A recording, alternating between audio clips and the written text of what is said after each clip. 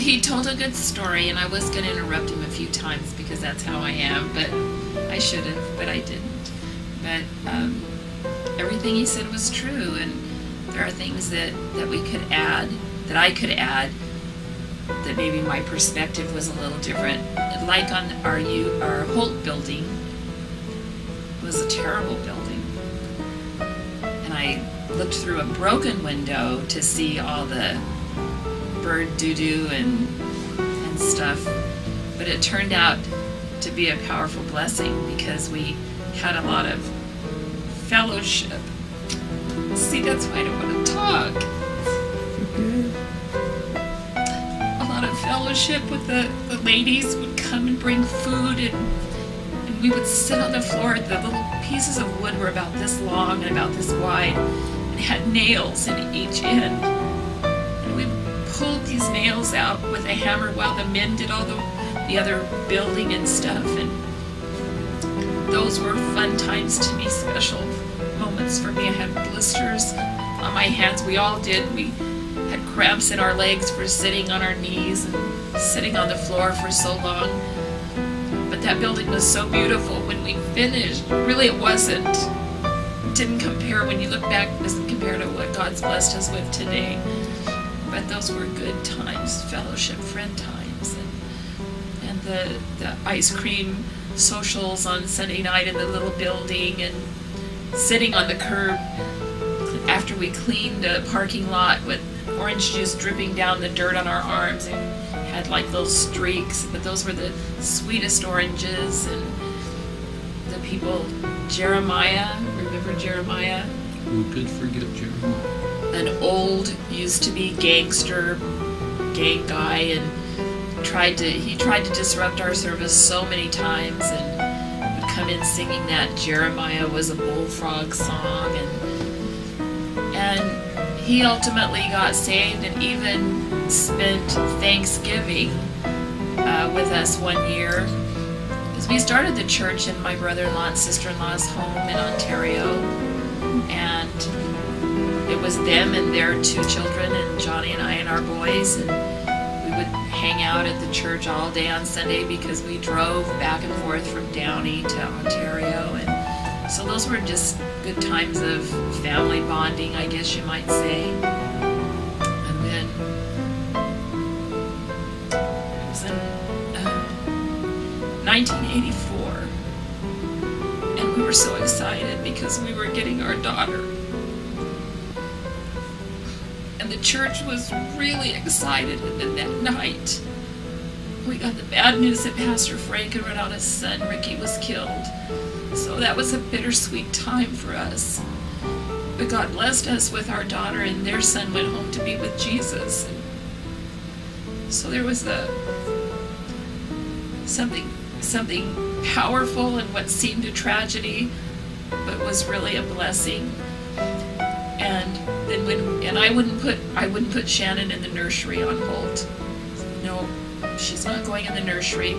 And Pastor Johnny would say, "You think your baby's too good for the nursery?" No, I don't think she is, but I just kept her by me on the organ. She grew up on the platform on a blanket at the organ until we went to Holt, or to, where are we now? B Street.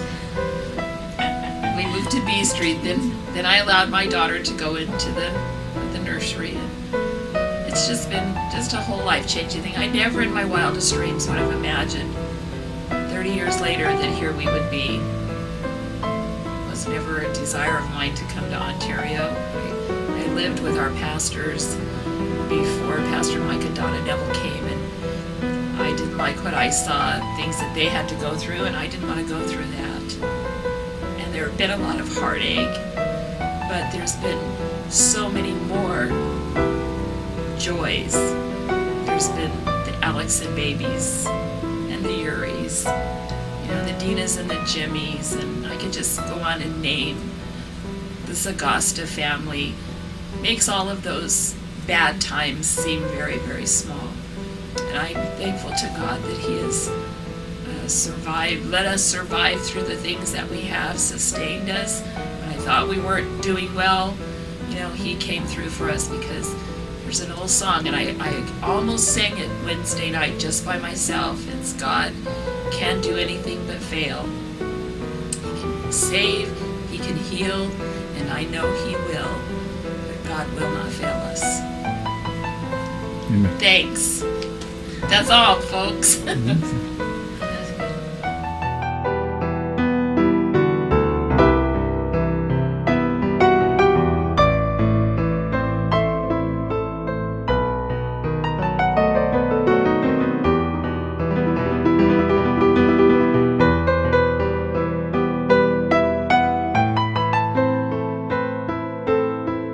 of the stories, like on Euclid, when we're trying to figure out how to make the building bigger on the inside by removing a wall. Remember, Mike Rizzo came down and helped me, Gloria's husband. And he was up in the roof, and we didn't realize that there was a brick chimney.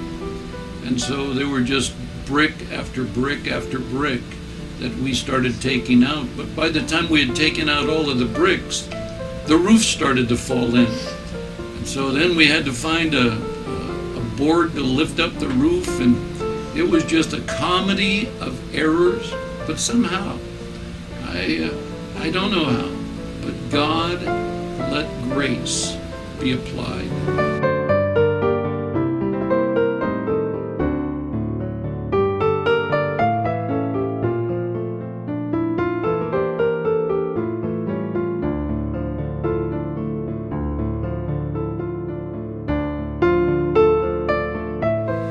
And some of the things that may have seemed bad at the time. One night we were showing a movie, and there were more than 300 people out on the parking lot. And that old 16mm projector, the bulb went out. And so here's the young pastor. He's got this crowd, got the movie. What's he do? I go down to the Ontario Police Department. I begin to tell them, I know you have a training projector. It's just like the one that I have.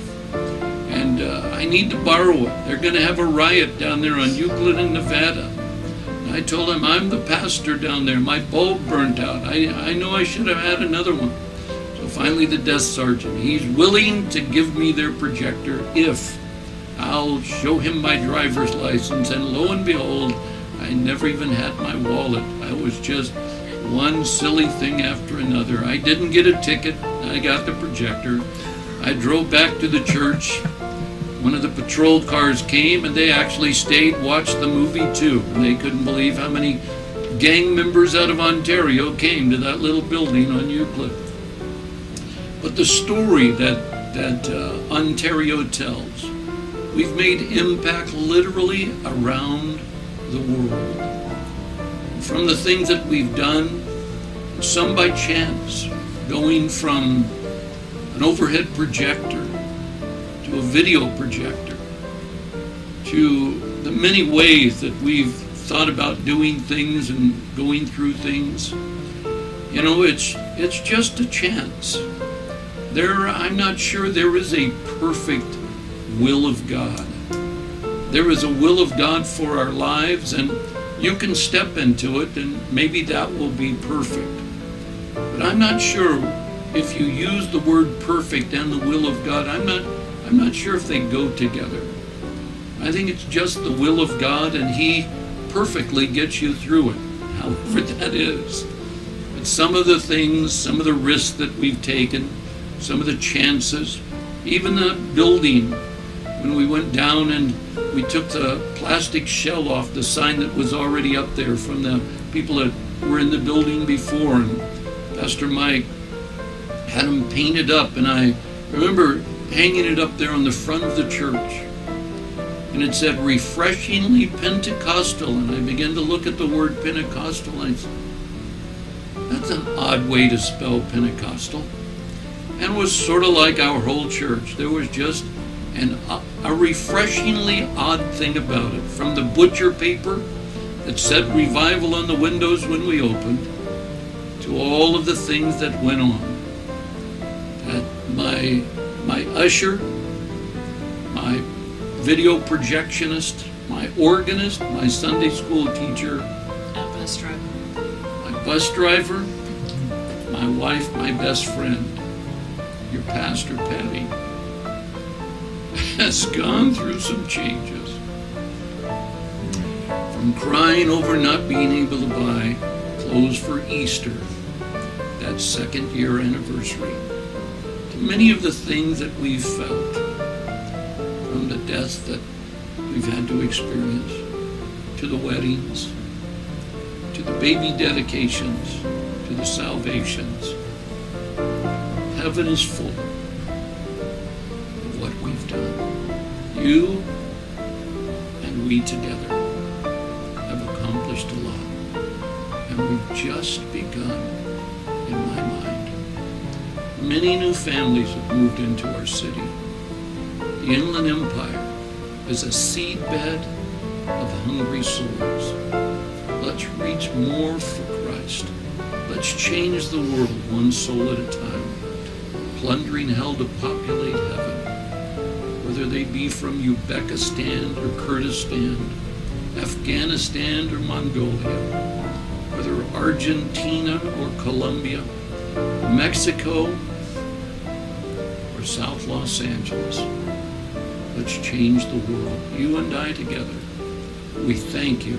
We're a part of the kingdom of God. God bless you.